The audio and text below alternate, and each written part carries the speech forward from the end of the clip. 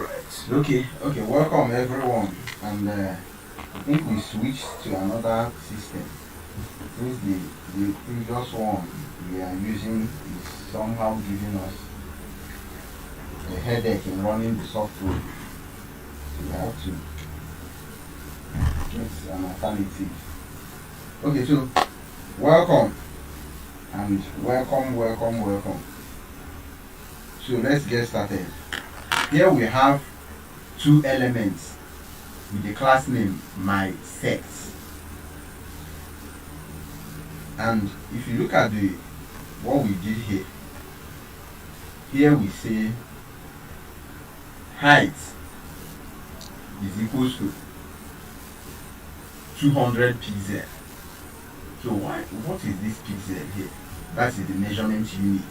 So the CSS measurement unit, or even measurement units in general, is what we use to measure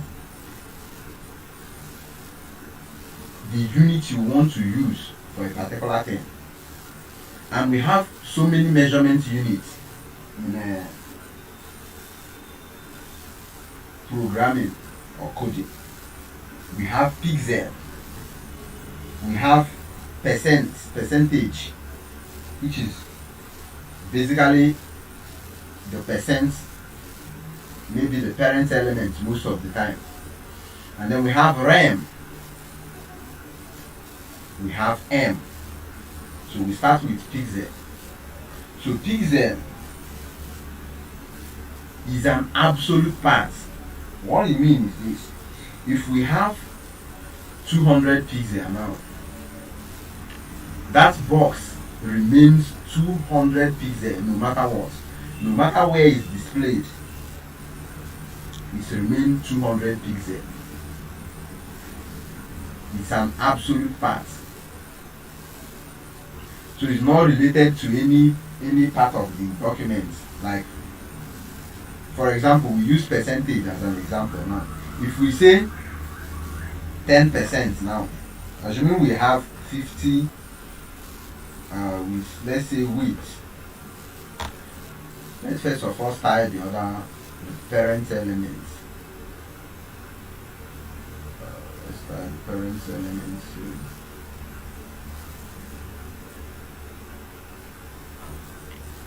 Let's style the parent element, which is this one, this base set. And we already know how to grab this one. Now with an ID, we use hashtag, and then you grab it with an ID. So let's say width is equals to 100%, and we say height is equals to 100 VH. Let's say border 2 pixel, solid green. Okay, so for the parent set, and then let's go with this one now. So the percentage now takes the 100% of the available width. So but we explain it better with the child element, which is this one here, this one below. So let's see how our element is displayed with pixel, which is an absolute unit. That absolute unit now it remains the same no matter what. So if you have your font size to 10 pixel, even if the screen becomes smaller or there is a change in the browser setting, it still remains that 10 pixel you set for it. So because it's absolute, it's not related to anything. Let's see how it's displayed first.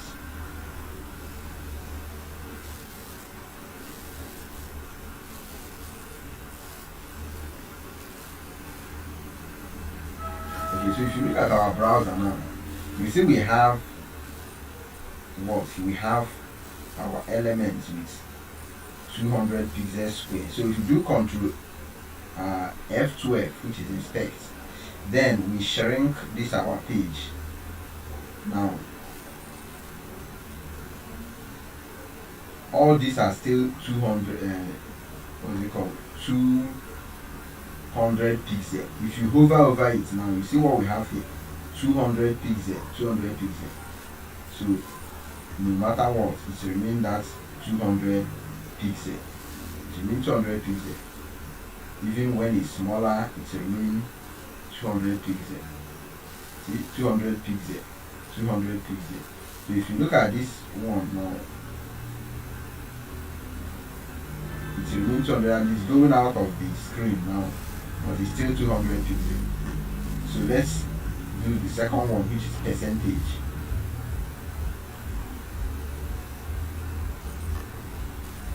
So for now, if we have percentage now, what percentage does this? It calculates the 100% of the available width. This width can be the viewport width or the width of the mother element, if that element is inside another element. So now we have this one inside another element. Let's specify the width here. So first, let's go with the 100% width, and we have the base set. Okay, so this is the base set ID, and then this is 2 pixels solid red. Let's do this one like 700 pixels, so we can see what is happening.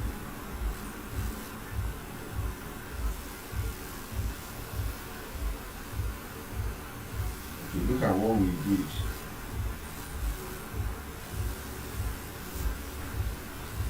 So we change this. This is the width of the parent element to this one. You see this one? This is the parent element to these two. Okay, so now let's go back to our browser and explain more. If you go back to our browser now, we'll refresh this page. So this is the parent element. Is the one with this green line, which is the border. See the green line again. Okay. So now, if we specify this one in percentage now, and we say 100%, it's going to take up 100% of the parent's width, because it's now calculating the percentage, which is a relative part, relative unit, sorry. So that relative unit will calculate the available width. If it's dropped exactly in the screen, like this one, like the parent element now, we have it inside the body element, which takes up to 100% of the available width or visible width. But now I will say 100% width for the parent element, and you see what happens, it take up all the available width now. It take up all the available width. So if we did 100%, if we do 100% width in this children element, it's going to take 100% of the parent's width. And if we reduce the parents to a smaller width, a smaller version of itself, the 100% is no longer the same. It will still reduce again to match the parent's width.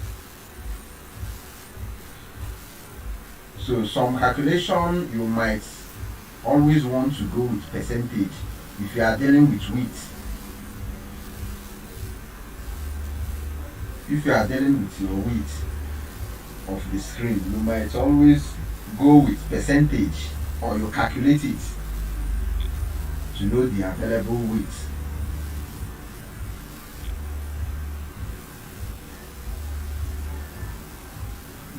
So now let's go back here,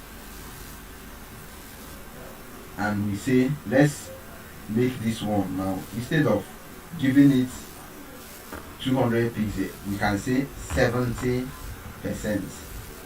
And the second one, we can say this one, we say style. let's say like 60% style width, 60%, and then we go back to our browser now.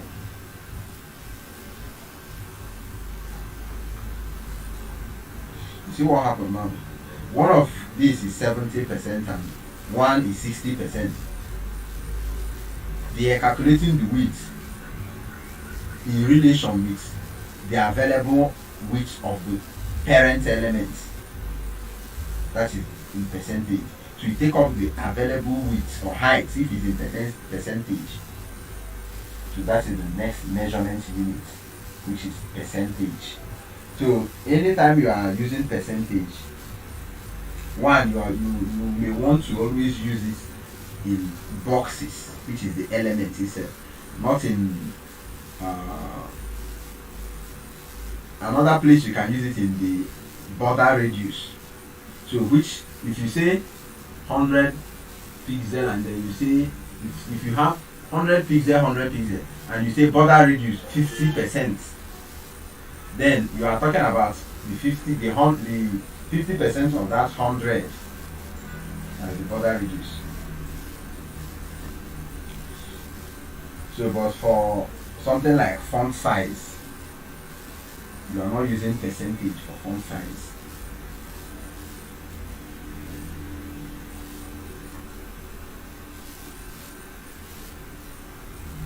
So the next one is rem. Next one is rem. Rem, unlike pixel now, let's go back to this browse. Let's go back to this browse.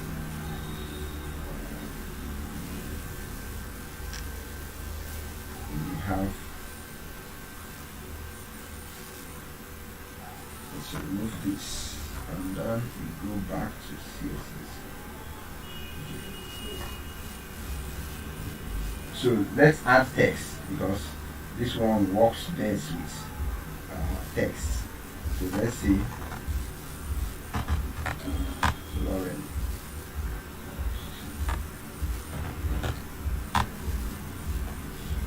And you see here, you can see font size is equals to 1 rem. So this rem is calculated by the browser. So the default percentage of rem is 16 pixels for 1 rem.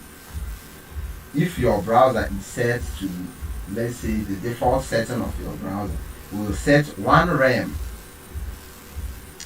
to 16 pixels. Now, if you have 2 rem, you have 16 pixels times 2, which is 32 pixels.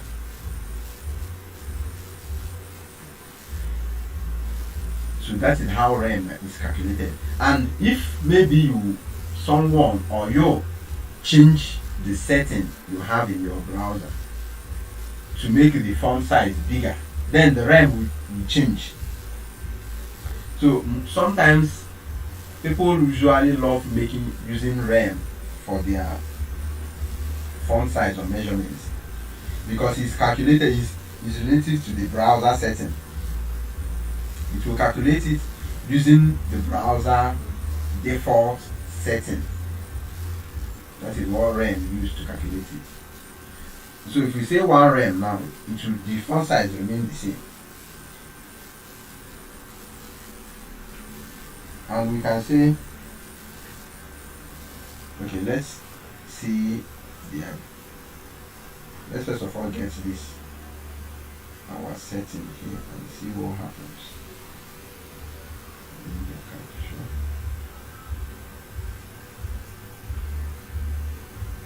Okay, I think our text is still in black.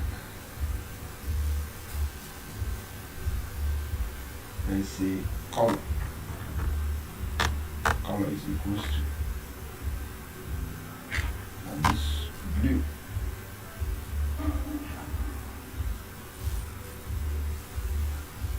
Okay, so now, okay, so if you look at the size of this our fonts, this is the normal font size, because we have one rem for it. So if you have two rem, it's going to say this normal size the browser set by default times 2. So one rem is relative to the browser setting, to your browser default setting. Y percentage is relative to the available width. So those measure two different things. Like the rem mostly work for text and some other thing, not only text. So Y percentage work mostly for box and other styling like border radius that is relative to box. So for your rem will also work with your box as well, as it's calculated using the browser default setting. So if somehow we change our browser setting, let's change our browser setting. Right? So if we go back here, our browser now, if to get that particular the root document now, the root document is like this. You say root. This is the root document of that our webpage. So we can say font size here. Let's say font size is 10 pixels. You see what? Then now we have font size here, 10 pixels. It's going to change this our rem. Let's see, font size 1 rem. Okay, it's going to turn to 10 pixels now, instead of using the default 16 pixels, which is the normal font size.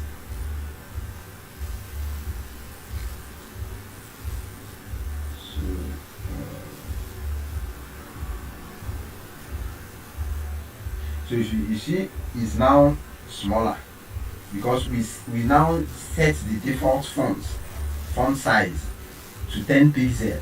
So rem we use any default value you place for it in your font size. If you are controlling your root element, the root element is the main HTML document.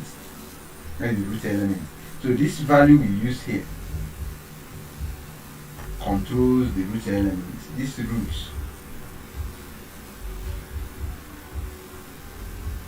root column root controls the root element. So if we have, even let's have like 50 pixels for our font size, then the default font size for our browser now is going to be changed to 50 pixels. So let's see how big it's going to look now. Those fonts we have there.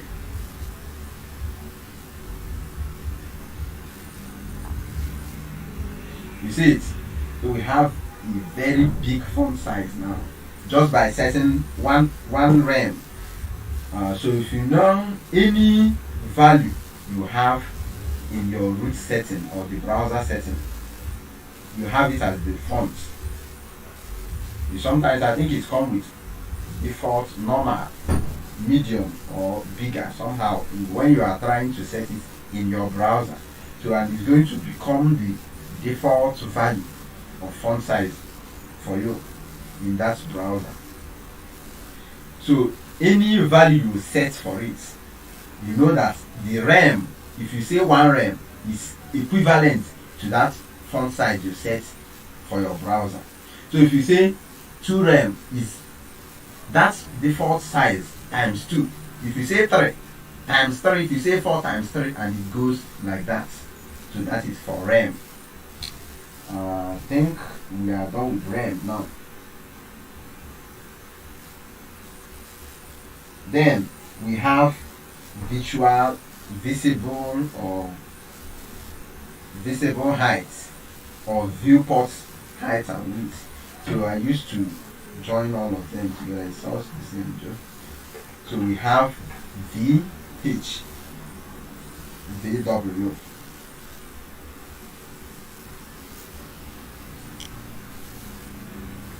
So this one works best, or use mostly for your text. When you are styling your text, you want to set the fonts of the text. Then pixel percentage, VH, VW, which is this one we are going to do now. So let's say we set these to 85 VW, the viewport width.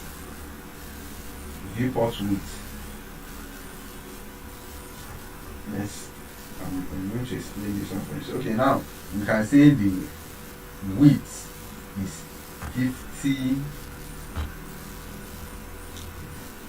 V visible height, or viewport height. So now this one is going to calculate the visible width, or the viewport width, and calculate the viewport height, which is what you are seeing in your screen. So if you are browsing on the website now, so if you are browsing now,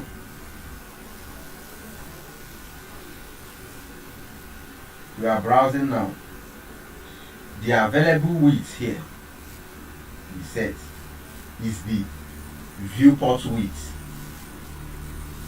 All the width here is the viewport width, and all the height we have here is the viewport height. You see? So all the height we have is the viewport height and the viewport width. So if you say VH is calculating the visible height and the visible width, the viewport height and the viewport width of your browser. So that is the work of VH and VW as units. Okay, so now are we clear with this one?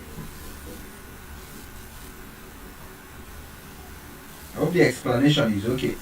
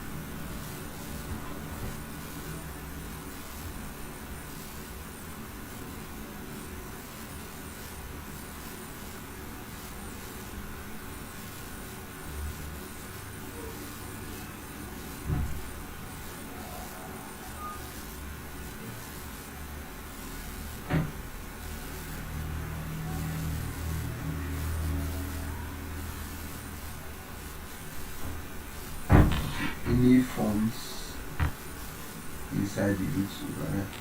Yes, when you are using rem. If you use rem will calculate the default font you set,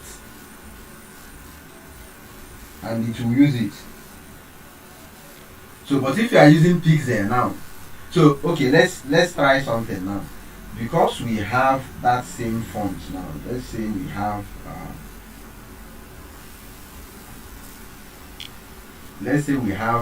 this root now. You see our font size is, let's even say 1.5 pixel, which is going to be 75. This one is 50 now. 1.5 rem is going to be 75 pixel. for the font size. So if we save this one and then we go back to our browser and then refresh this page, you see how big our font is. So for now we said, okay, we are not going with this thing, let's use pixel, which is an absolute measurement, an absolute unit. So we go with pixel now. So you say, okay, since you know that the default font is 16 pixel for text, so you can say 16 pixel, and it doesn't matter what you set here. This pixel doesn't care about the root setting. It's absolute. It's on its own. So it's going to take 16 pixel, not like RAM. So it's only RAM and M that will take that, and this one will set here the default font in your browser. So sometimes it says that for accessibility purpose, or that it's best to use RAM. So, but it's okay. I love using RAM. I use RAM. That is the only thing I use for font setting. Because if maybe a user, someone who is using your website, set a font size for the browser, and you will set your website to pixel, it's not going to respect the user setting. It's going to respect your own setting, which is in pixel. So, but if more font size and they set that in their browser, your website is going to follow what the user sets. This is good for UX, user experience. So if the user is setting something and it's not working for a website, it's a bad user experience.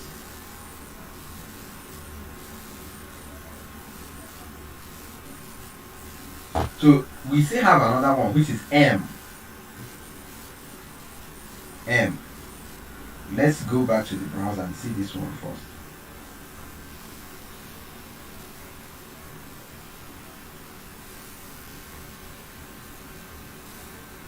You see, we have our 16 pixel number, even though we have the font size set to, I think, 50 pixel in the root documents or the root elements, but the pixel is on its own. So that's the difference. If you set if you set your font size with RAM and you set the font size in the root documents, any font size you set in your root document, the RAM is going to follow that font size.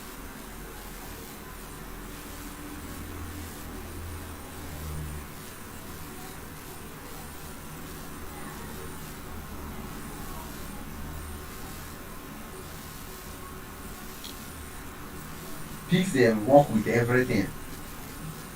Pixel work with everything. It work with fonts. I think it's even most of the thing you are calculating now, even if you add it in percentage, it's going to still be calculated as pixel for that given thing. For example, now let's see something in the browser. I think we have the viewport width and viewport height here.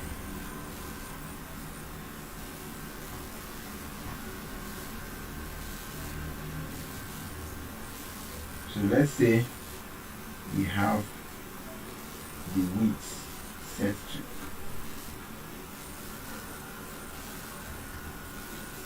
50%.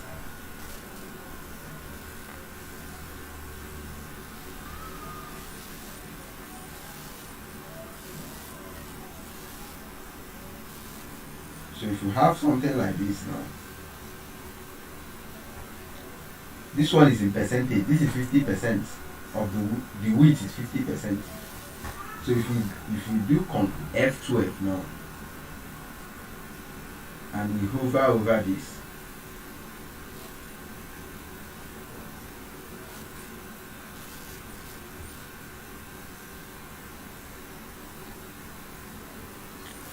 if you look at the what we have below, which says this place now, it says section. This thing is pixel. This is pixel. These two things. This one is the width. This one is the height, and they are all pixel. So the browser thing calculates it in pixel, even if you set it to percentage. It's calculated as pixel, but it follows the percentage. So pixel work for everything. Pixel work for everything. So the only thing you are going to with percentage work with box mostly. You don't use it for font size. Rem, M, pixel as well, can work with your fonts, the font size. Then the box itself, you can use percentage, you can use VH, VW. You can equally use rem for it, but rem is best for text, best for fonts and other value. You will still discover them as we go on. So now the rem follows the browser default setting. There's another one called EM, which follows the parent elements. So now we have this one. We can say font size. We say font size is equals to 40 pixels. Let's go back to our browser. Okay, I think my screen is hidden somewhere. See what we have here. We have 40 pixel font size, and this is the parent element to this one. This is the parent element for this. So we have 40 pixel font size here. And back to the browser.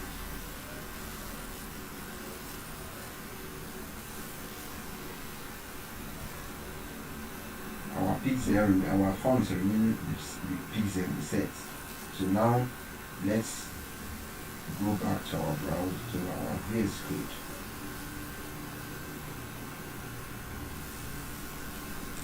And change this font size to 1M.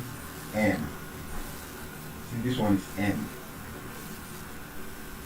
And then we go back to our browser now. And then we refresh this. So you see what happened now? The M respects the parent element. So you take the font size from the parent element, but the rem take it from the browser setting or the root elements. So that is M and rem. All this one work best with text. Works best with text, but then you can use it for any other thing.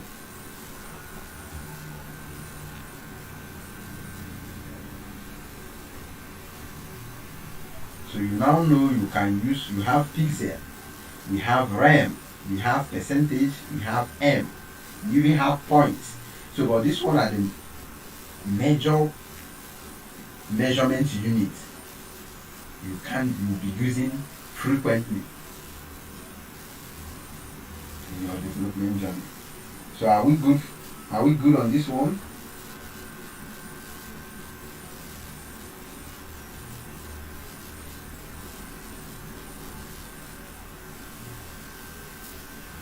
Are we okay?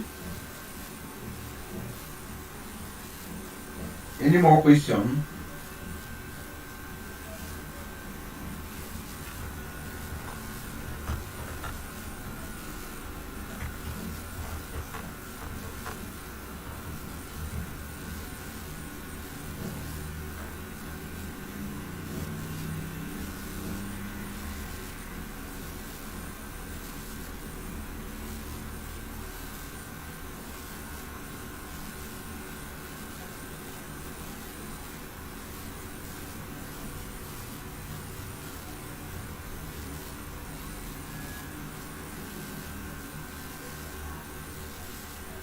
Amuche, does it answer your question?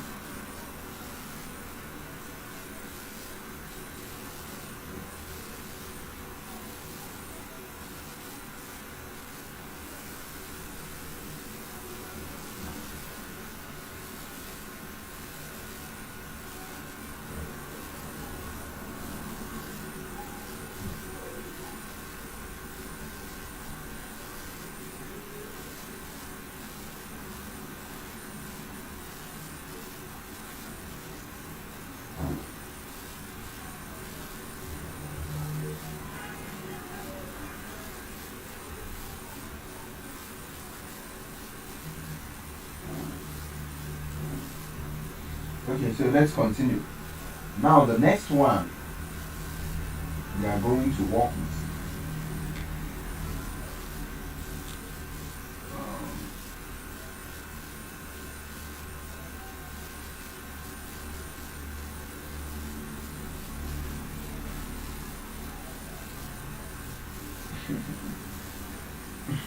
Why not change the text sample to English? we are not changing it to English. That is what you see there is Lorem Ipsum. So you also learn what Lorem Ipsum is. It's a placeholder text programmer use. So that's yes, Lorem Ipsum is part of coding. If you don't know, Godwin Tech, Lorem Ipsum is part of coding. So you may visit some websites with the Lorem Ipsum text. That is the text. Lorem Ipsum is a text you generate. People generate it for programming. If you just want to have a placeholder. You are building a website where people can write articles, and then you just want to generate a placeholder text. You don't want to be typing names. You type in Lorem Ipsum. You see how the text used to come out when I type it. It's already there. It's inside coding. If we are working with Ginger now for Python, you see if we want to generate Lorem Ipsum, it's a different way. You can generate 100 lines as a go. So it's part of coding. You will learn how to read it. It's called Lorem Ipsum.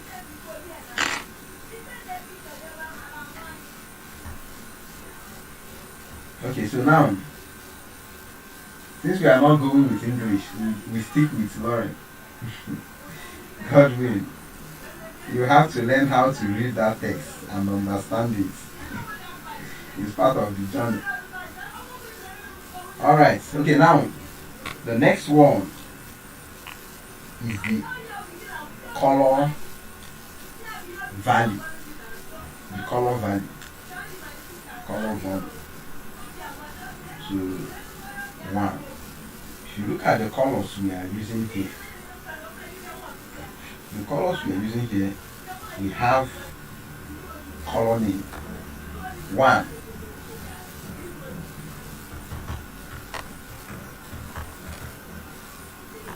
Color values. No. So now we have our text and we have the color, and this blue. This is the color value using the keyword, using the color keyword. So this color keyword is the normal color you used to, you call it, you say red, green, blue, black, yellow. So there are many colors you can use, not all the colors, but the major ones, we have all of them as a keyword based color. So you can easily use it as a keyword, mentioning the name of the color, and it's going to change whether the color of your box or the color of your text or your border. So that is going to work for you with the color keyword. That's number one.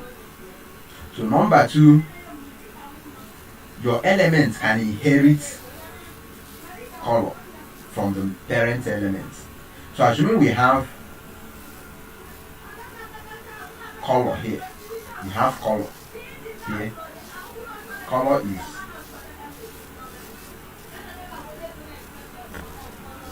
let's say color is red, and then we come down here and we say color. Mostly if we did not set any color value, it's going to take the one, it's going to take the color from the parent elements. So but this one is another way you can as well trigger it to take the color, even if it doesn't want to do that. So you can say something like color inherits. So you're going to inherit the color from the parent elements. So that is number 2. Number 3 is RGB, the RGB value. So let's be keeping this thing for reference purposes. So the second one is RGB. So we say something like this. So I think during school time we used to see something like RGB, which is red, green, blue, right? So that is the color value we have here. The red, green, blue RGB color value. So it's scaled from 1 to I think 255. Let's not make mistake. Let's see. Okay, let's first of all set it here and see. I think 255, 255, 255, comma 255, comma 255. All right, okay. So it's yes. So it's scaled from 1 to 255. So which we do, what happens now is this. If you draw your color up to the highest point, draw all of them high to the highest point. This one represents red, the first one, which is the arrow here. Then the second one represents green, which is the G here. See, the third one, the last one, not okay. We still have another thing outside this. So this third one now represents B, which is blue. So now if you draw all of them to the top, which is the highest value they can get, all of them becomes white, which is why we have white color here as the color. So if you go to our browser now, we are going to see white color. And if you look at this box purple, this color selector from VS Code, you see that our color is white, pure white here. So because we scale the value down. So now the opposite is black, which is if we draw our color wheel, if we draw our color wheel down to the lowest level, it's going to be 0, 0, 0, 0, 0, and we get pure black. So let's do it. Let's say we go with 0 here, we go with 0 here, and then we go with 0 here. So, and it gives us pure black. It gives us pure black. Now, how do you control this color value now? So knowing fully well that this one is red, the R, this one is green, and this one is blue. So if you want to control your color now, and you now know that the lowest value is 0, then the highest value is 255. So if we want our color to become red, pure red now, what we do now, we draw the two color, we draw red down to the lowest, and then we draw green to the lowest, then we draw blue to the highest level. Now we have pure blue. So if we say 255 here, see we have blue here. I think we are going to be visiting the browser, so we see if it's working or it's just working here, maybe. So let's go to the browser now and refresh this page. And then we'll refresh our page. So you see we have blue color here, pure blue. So now back to our code.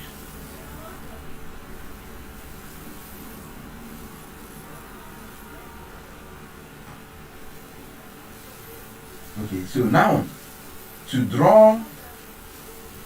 make our color pure, the green. So you see we have red. We draw red down in our color with the value of red to nothing. Then we draw the green. We draw green to the highest. Then we draw our blue color to the lowest. Now we have pure green.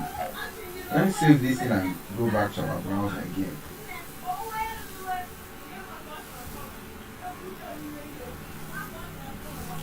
So we have green, very shiny. Back to our code.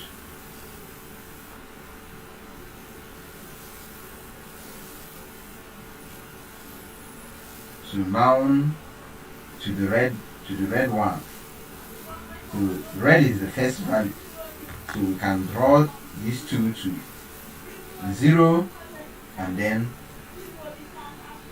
we have our color in red. You see, we have a red color here. So that is how we draw our color value. So that is how you use RGB. I think it's Roy B, right?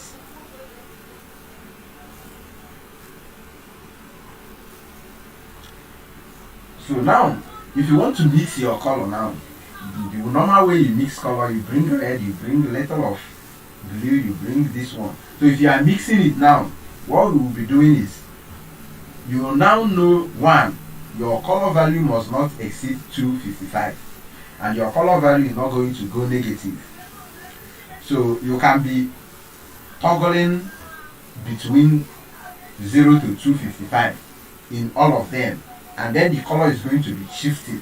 So if the red part is higher, then red is applying more, and this one is applying as the number goes, and this one is also applying as it's growing.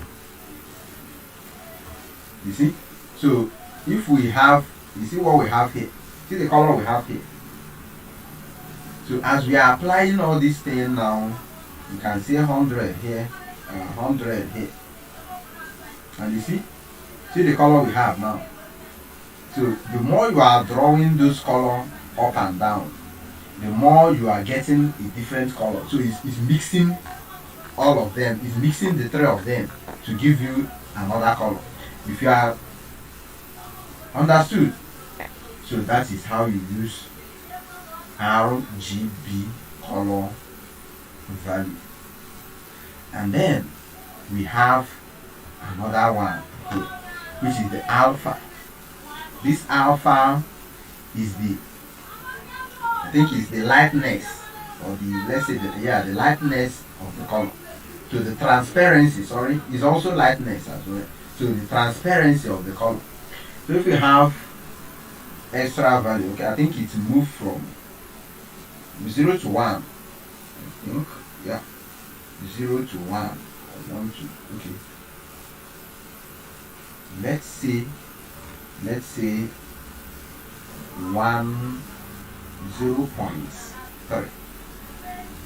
Good. Okay, it moves from 0 to 1. Exactly. It moved from 0 to 1. What happened is this. Is going to add transparency. Let's do some overlay here in our box.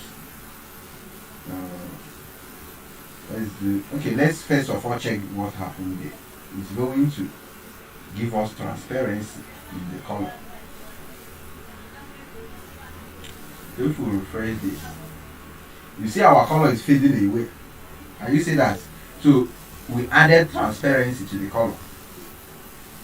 Let me remove this so we can be seeing it clearly. So you see the color is somehow fading out. that is the alpha. The last one here is the alpha, which is the transparency of the color. So you can have the last value now, which is the transparency. You see, it moves from 0 to 1. 1 is the highest. Okay, see something here. You see the transparency here. So if you want to control your color value using this thing we have here in this colorway we have inside VS Code, you see the transparency. This is the transparency. You see where it's going. If you look at our color now, it's moving, and once it gets to off now, it disappears. It's now 1, which is exactly nothing. Can you see that? So if you are drawing it down, it's moving from 1 to, until if you get to 0, our color will disappear even. You no longer have any color at all. So that is the transparency of the color, which is the alpha value of the color, and is the fourth one in our RGB value, the fourth one.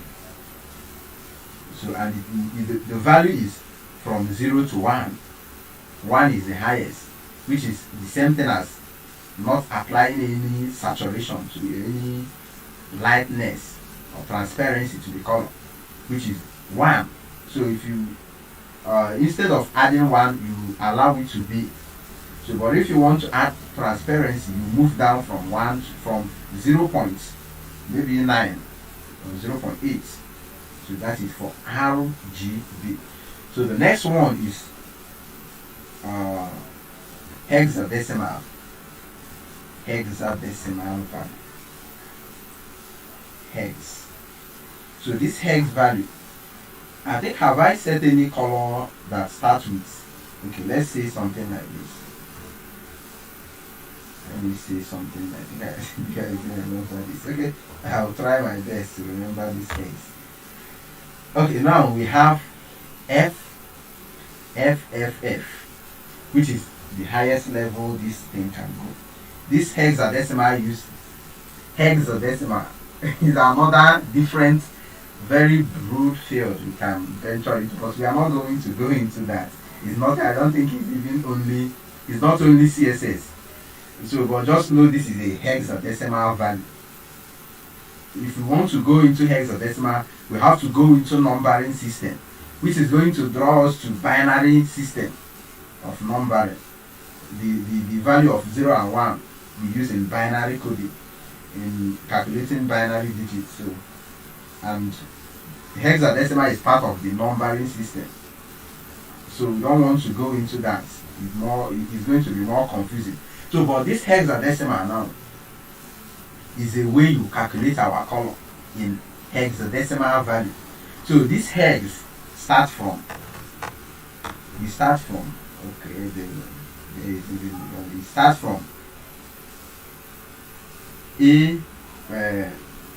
1, 2, where does it start from? 1, okay, I think it starts from 0, 1, 2, 3, 4, 5, 6, 7, 8, 9, A, B, C, D, E, F. Okay, I think it makes sense this way. It's been a long while, Mr. Hex. Okay, so now this is how the hex value starts. So this is the hexadecimal numbers from 0 to F. It's always 15 in number. I think 1, 2, 3, 4, 5, 6, 7, 8, 9, 10, 11, 12, 13, 14, 15, okay, 16 in number. So it's 16 bits number, the hexadecimal value.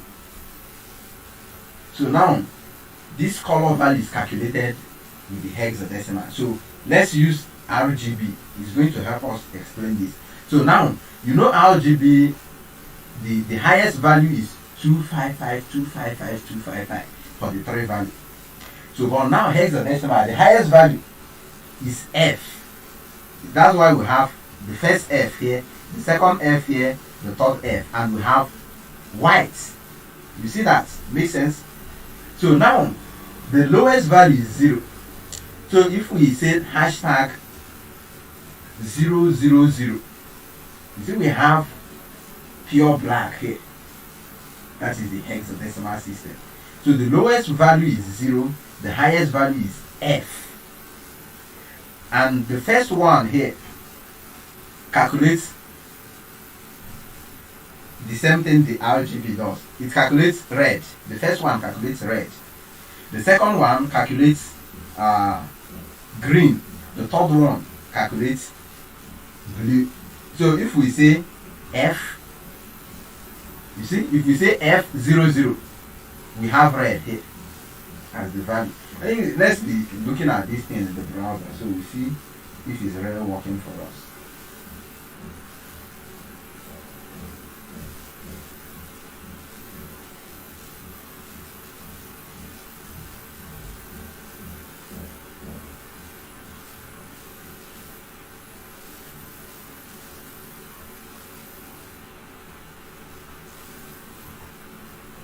Okay, so we have red now as the color. So now back to our heads again. So if we want green now, we do 0 and we do F, which is the highest. And now we have green color here. You see?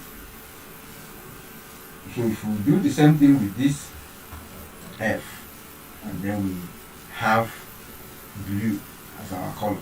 So that is the hexadecimal color value. And it's not only 3. If you want to set it, it's come 36.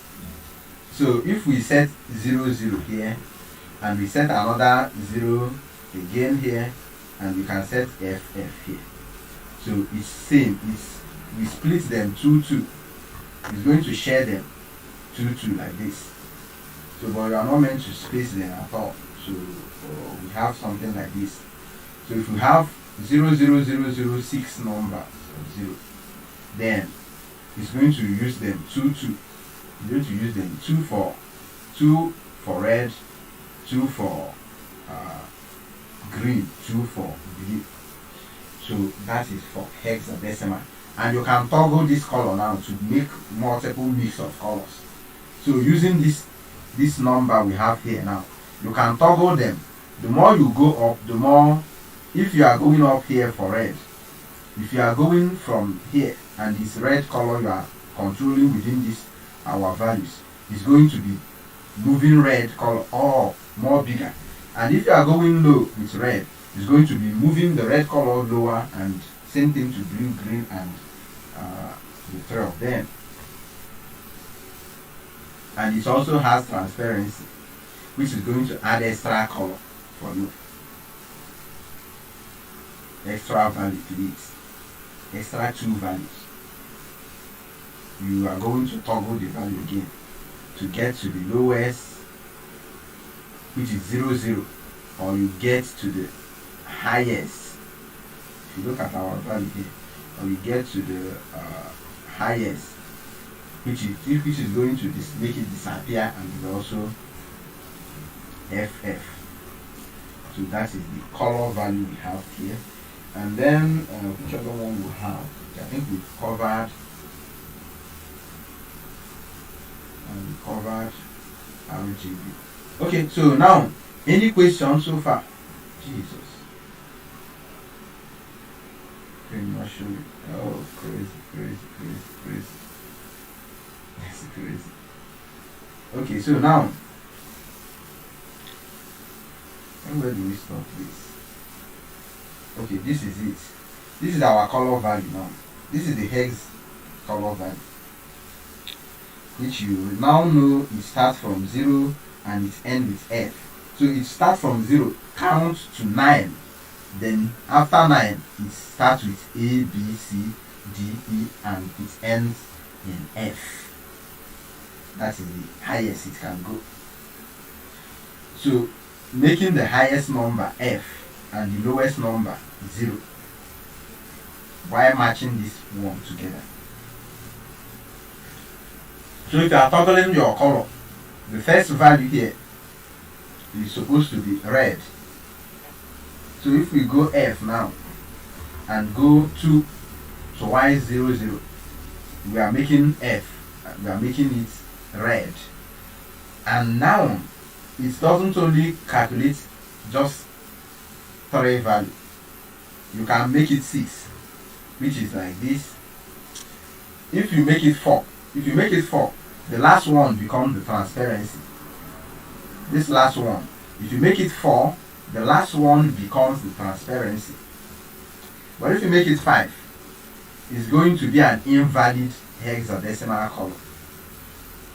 So it's either you make it 4, the last one is going to be the transparency of the color, or you make it 3 and it's going to take 1, 1, 1 for red, 1 for green, 1 for blue.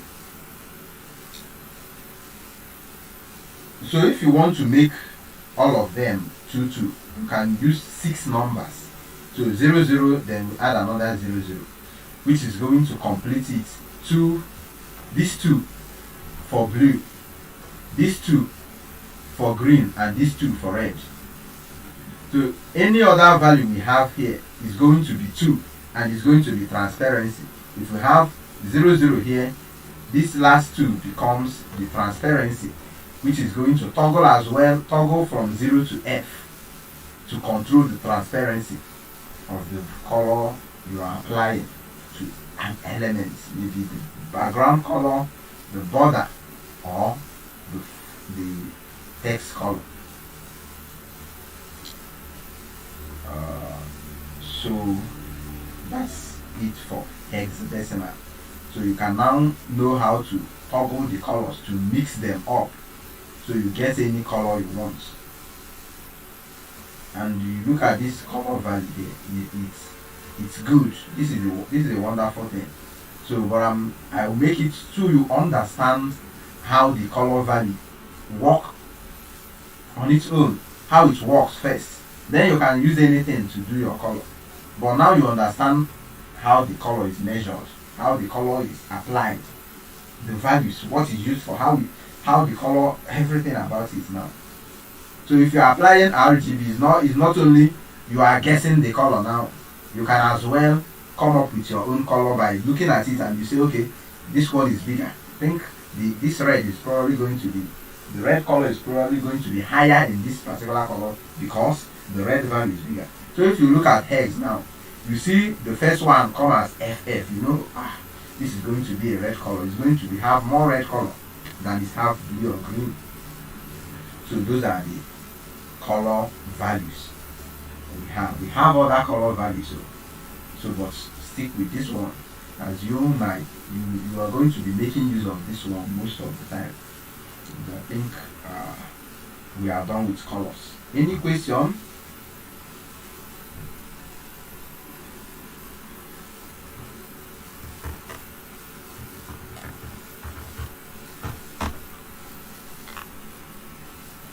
Let's move to the next one. Any question?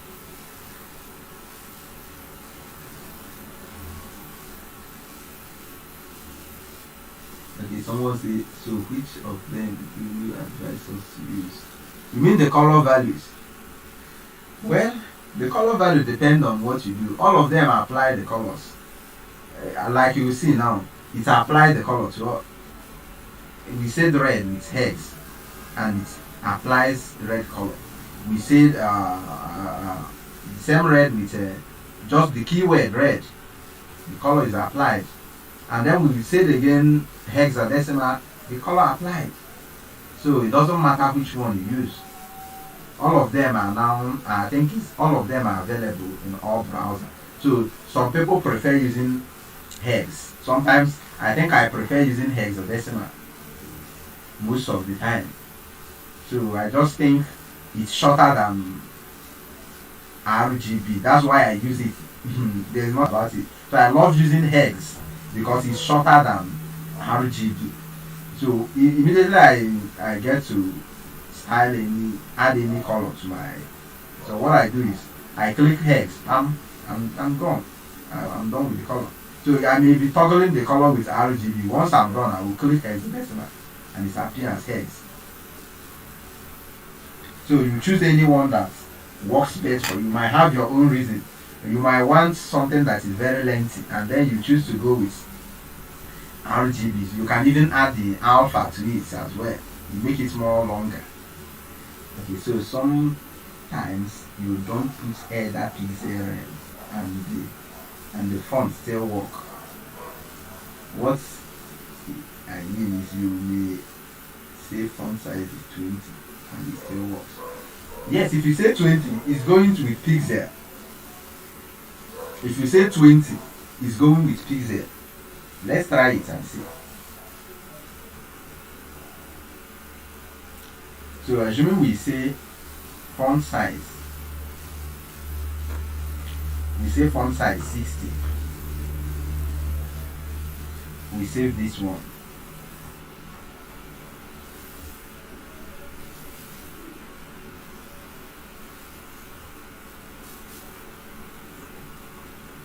I think this is 60 pixels already. So let's see the pixel.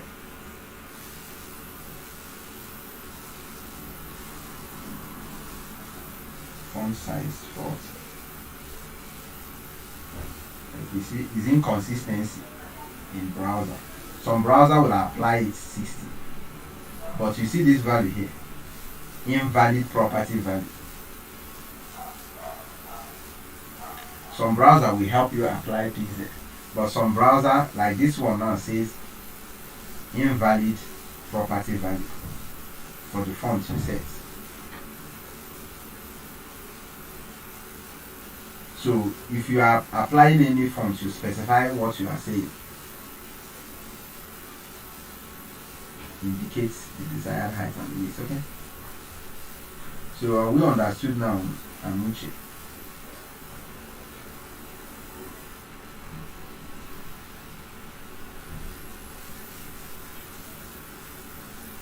So you might have that font. It's going to use the sometimes it may not even work. But what will happen? It will use the font from the parent elements and you think it works. Some browser it may work, some it may not. So if you are applying anything, pixel, rem, whatever, you specify which one you are working with.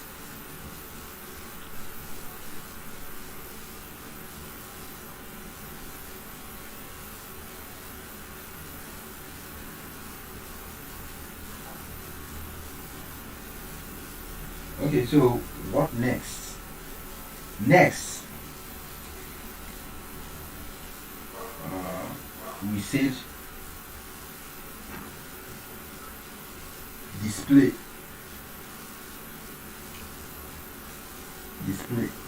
Okay, let's talk about box sizing. So now, if you look at the box we have here,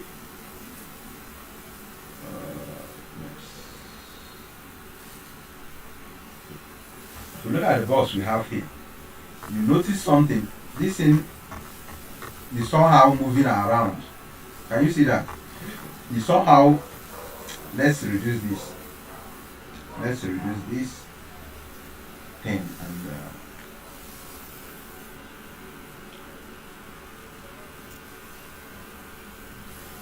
alright. Okay, so now we have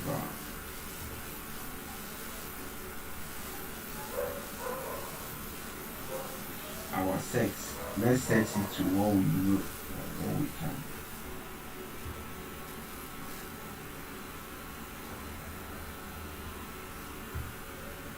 Height.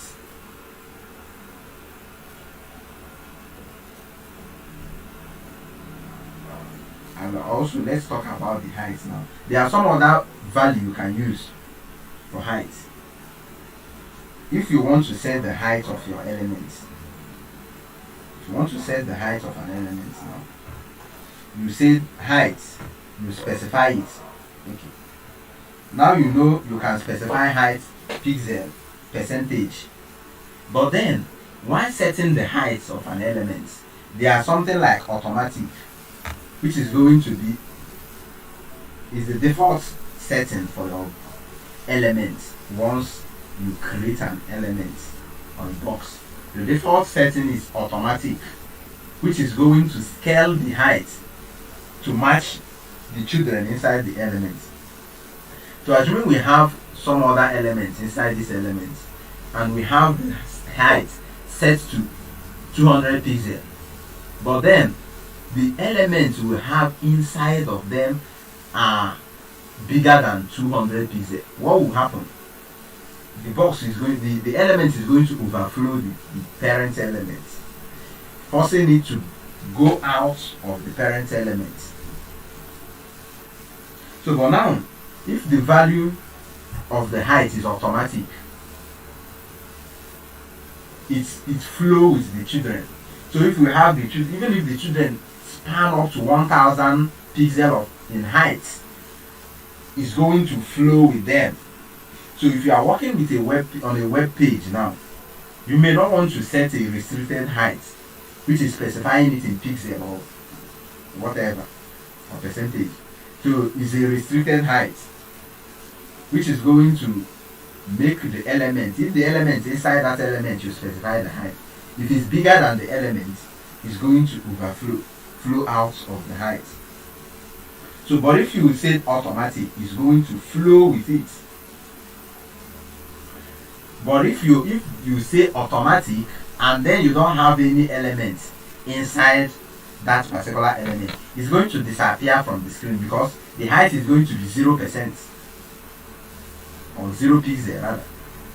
So it's not going to show at all in the screen. So for that, if maybe you want to set something, what you do is you set, we have minimum height. You have minimum height. You can say minimum height 300 pixel. So what minimum height do is this. We set a minimum height. So the height is automatic. It's going to scale to any thing, any height at all, any value. But now it's not going to be lower than 300 pixels because this is the minimum height. Even as we have minimum height, we have maximum height as well.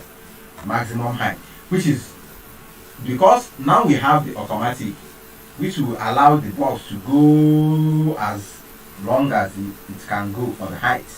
So if we say maximum height is 700 pixels, if our elements scale and it gets to 700 pixels, it's going to stop. That is the maximum height it can go because you specify the maximum height. The same thing works with width. We have maximum width as well. Have maximum width.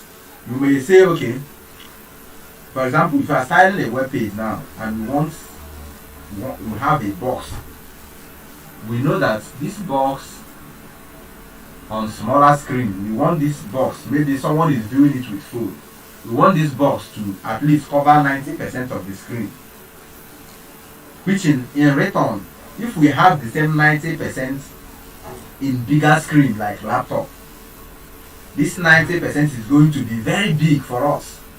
So for that we can say the maximum width these elements can go is, we say 500 pixels, and then we say the width is something like 90%.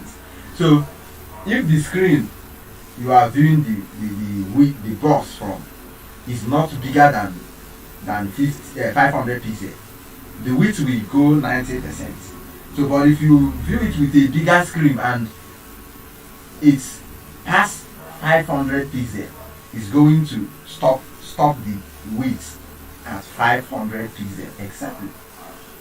So that is the maximum height. And then you can also set minimum width, which is going to the lowest it can go, the width can go. So we can set our own minimum width is going to be 50 pixels, and that is for it. Minimum height, minimum width, height, and width. We are good. So now I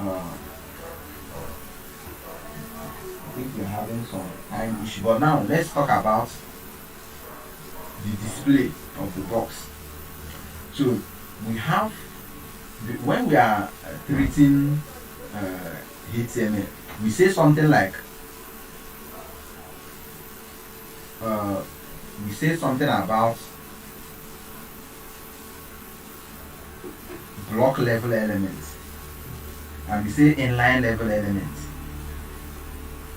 And we say block level elements take up the width of the screen, available width, and they take the portion where they are displayed, they take it up on their own. So they will not allow any other thing to interfere, mostly in the width. So they take up all those. Even if you give them 2 pixel width, no other elements will be allowed to stay beside them when it comes to that width. So any other element that comes into that screen go down below, because they have all those widths to control. So those are the block level elements, like we say. And then the inline level elements is going to go relative to each other. So now there is a way you control that will change a block level element to inline level elements, or an inline level element to a block level element using CSS. And that is the display of the box. So if, let's do this one quickly, and then let's create an element here. So here we have another 2 elements aside. One, this one is with the ID inline. Okay, by default, aside is not an inline level element. Okay. Span is an inline level element. So now we have span here, and we can say, let's do our internal styling here, our inline styling. Sorry. So we say style, and then we say height. I think height is not going to work for it. Let's say background color, and then we say background color. What kind of color value is this? Very nice. Let's see. Let's see. Red. It seems to be very red. Green. We are confused somehow. Okay, so now we have one color here. Let's copy from our Lauren. And he's shocking.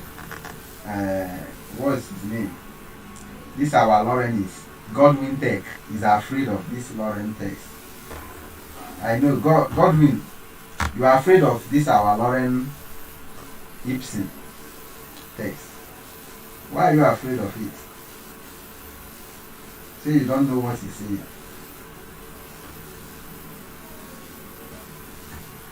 Okay, so now we have 2. This one will be in yellow.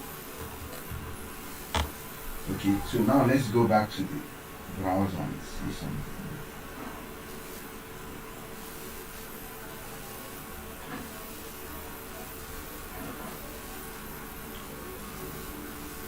Coming to hexadecimal, it can be either 3 or 6. If you have 4, 1 is the transparency. The color value is 3. You are mixing 3 colors together, a gift. If you look at the color we are mixing 3 colors. We are mixing red, blue, and green to get any color we want. So it's 3 colors. It's either 3 or 6. Then, if you have 4, the last one becomes the transparency. Then, if you have 6 now, you can have extra 2 to it, which is going to be 6, 7, 8. And the last 2 become the transparency.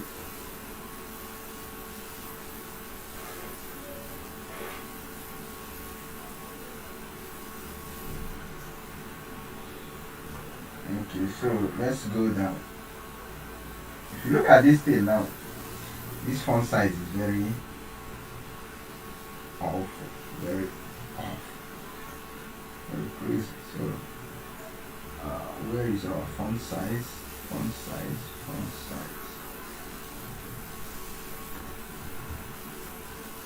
font size 20 pixels.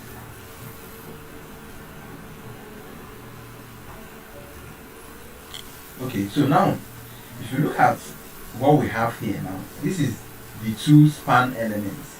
The two span elements, you see, it's this one stopped here. The one that has the red color stopped here. Then the one with yellow color, the one with green color stopped here, and the one with yellow color continued here. So you see how they hug each other. Both of them are inline level elements.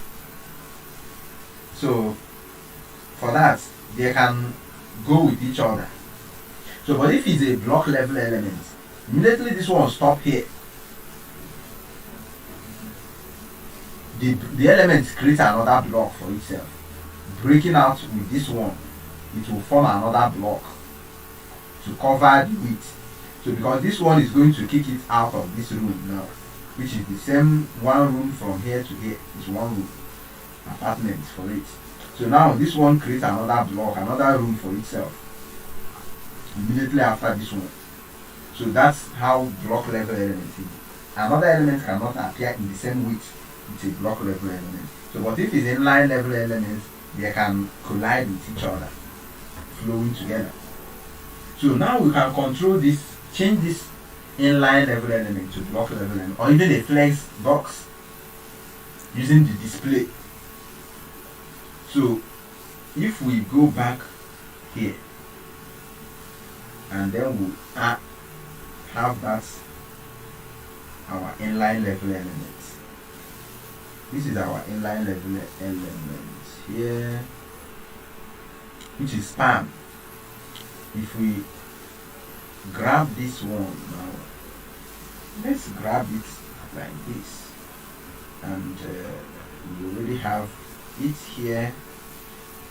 We can easily say dots, and then we point to the span. You see, this is how we also grab elements. We grab those span elements inside the mySet class. So we can say display block, and now this is no longer an inline level element. It's now a block level element. So if we go back to our browser now, and then we refresh this page, you see what happened now? It covers, it take up the whole width, and then this one take up the next room. So it's now a block level element.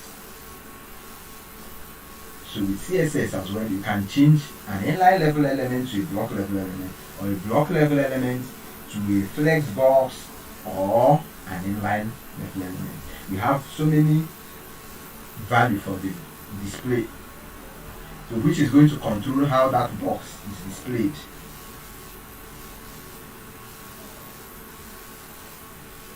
And then we have flex box. We are going to work with flex box separately. One day we work with flex box, so you see how to control your elements in the width. So now let's center our box. So assuming we have an element now, by default all our elements, you see, let's say we have 20 pixels now. By default, what's the width of our elements is calculated with the content place. The content position of the box is the one that takes up the 100%, or the value of the width and the height. So now we say width is 100%. It's calculated the content part of the element, leaving the border. The border is not the content part, so it will leave the border outside of this thing while calculating the width. So this thing is going to cause unpleasant overflow. Hi, gosh, you are not viewing this.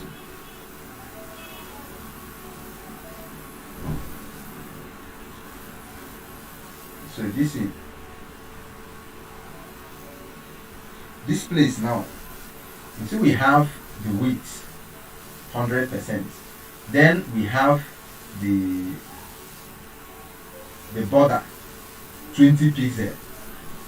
If this thing wants to calculate the width now, what it does is it calculates the part that has contents and not without the border. It removes the border from the calculation of the width.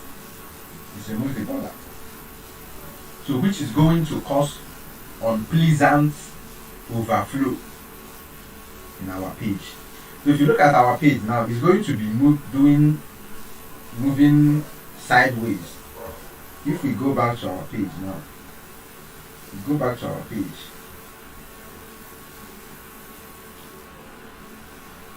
and we'll refresh this, our page is going to be moving sideways. You see the way our page is moving. So if your website is moving this way, it's going to be very unpleasant for you and your user. So because what happened here is it removes the border.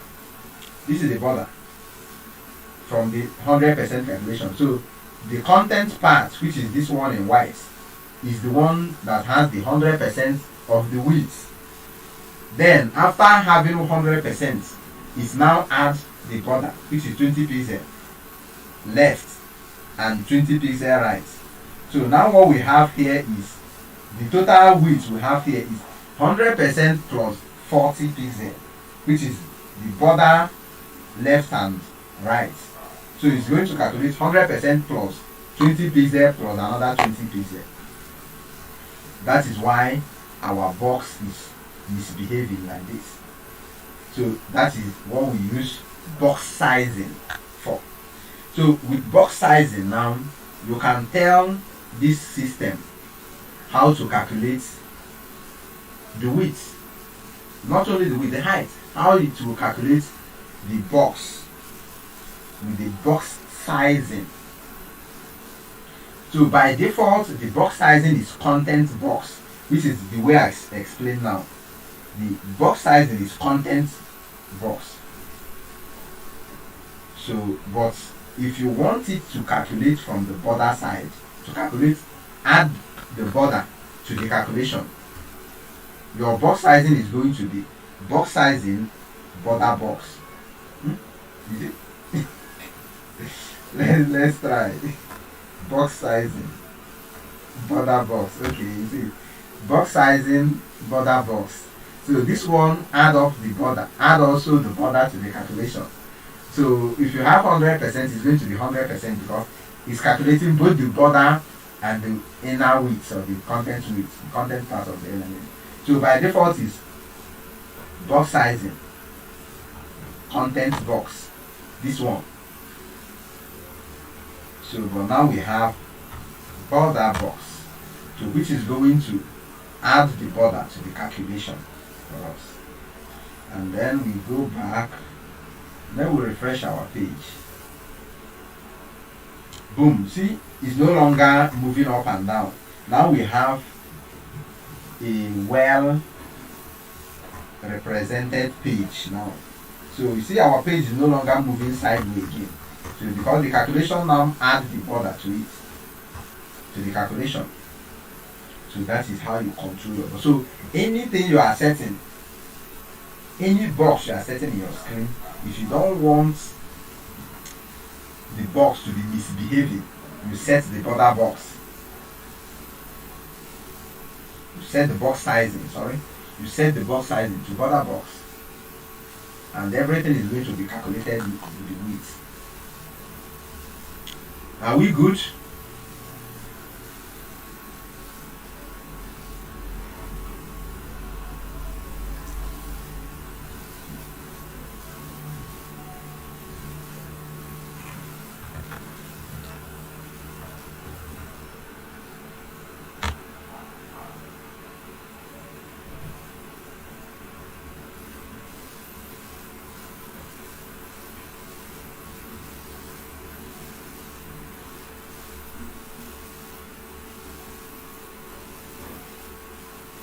Okay, so I think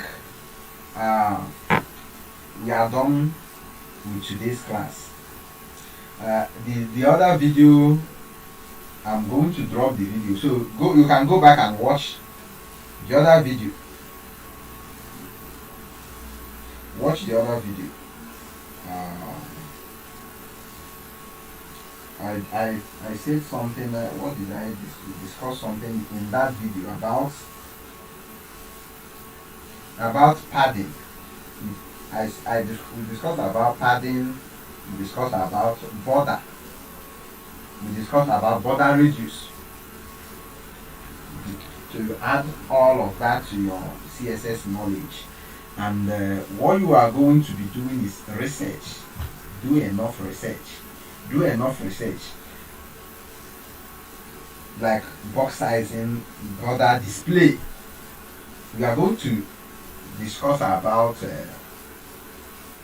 display flex and position in our next class. So we are good to go. Any more question?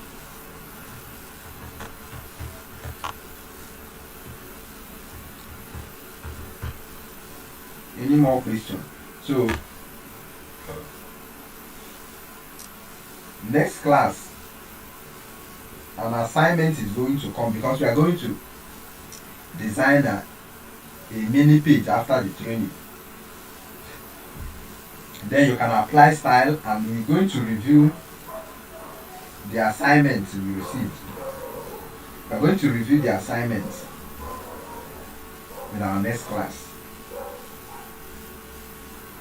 And then here comes an assignment for CSS.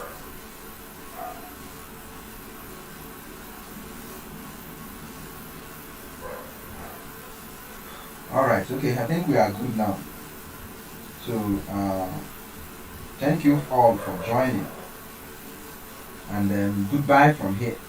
I think we are still connected, right?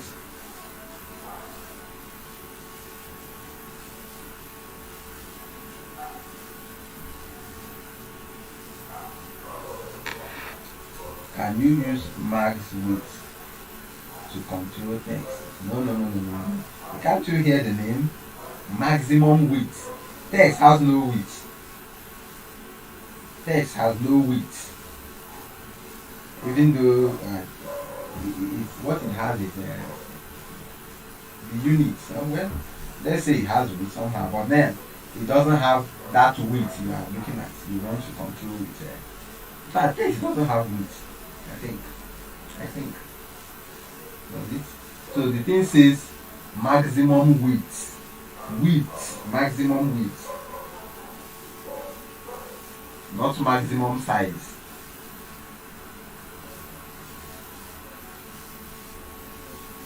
So text have sizes, not width.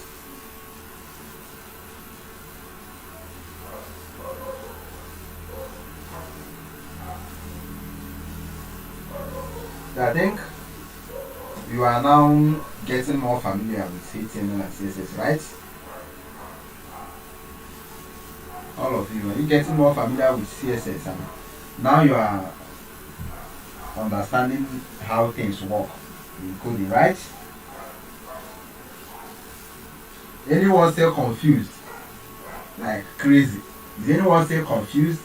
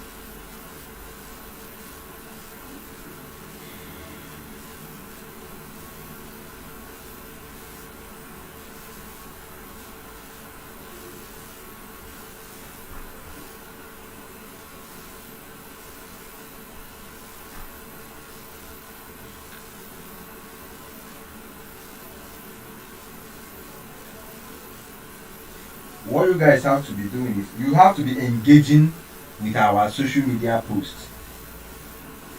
You have to be engaging with our social media posts.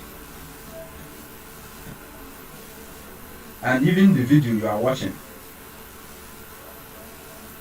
You know, live comments doesn't usually show on the video. So maybe when you come back to watch the video later, you add a comment to the video to help boost the video and the channel as well. Like the video as well.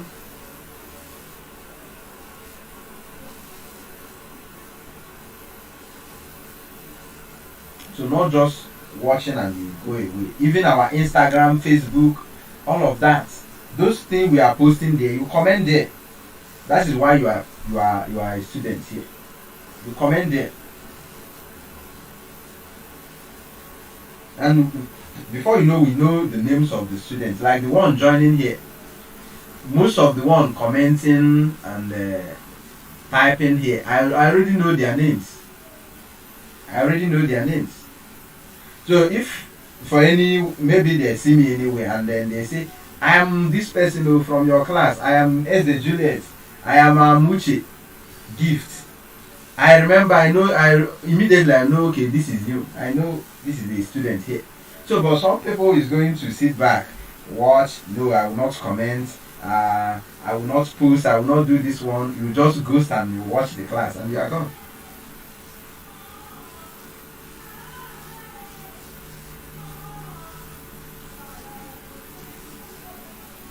You ask a question. What's the question, Amuchi?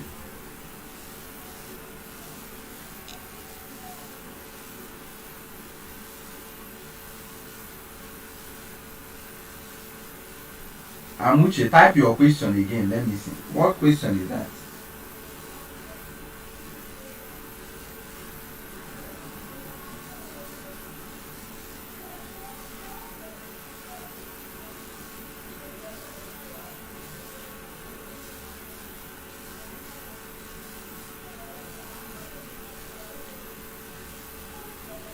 So from now, start engaging with our content. Facebook, Instagram, Twitter.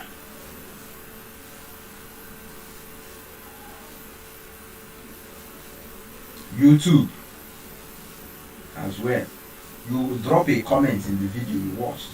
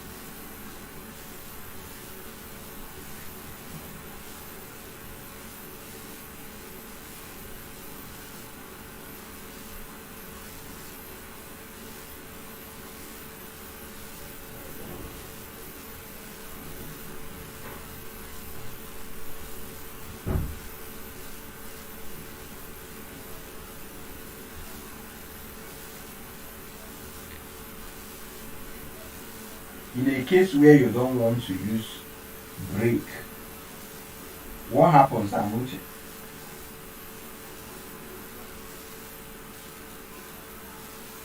In a case where you don't want to, I ask, in a case where you don't want to use break, okay? What happens?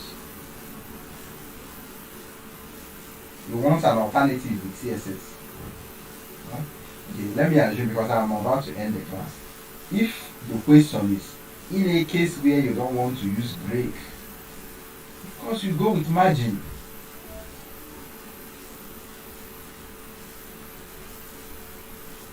Or you wrap the elements again.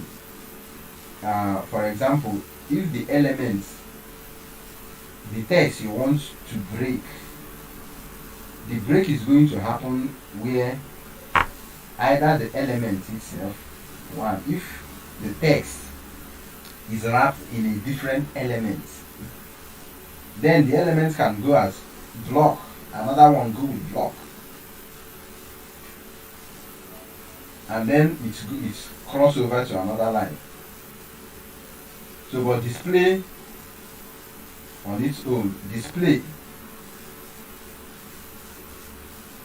does, I think, a different job than break. So if maybe you want to bring those texts, it will definitely flow with break, the break elements itself. So, but I don't still understand your question though. I don't still understand your question. So okay, goodbye from here, and thank you for joining.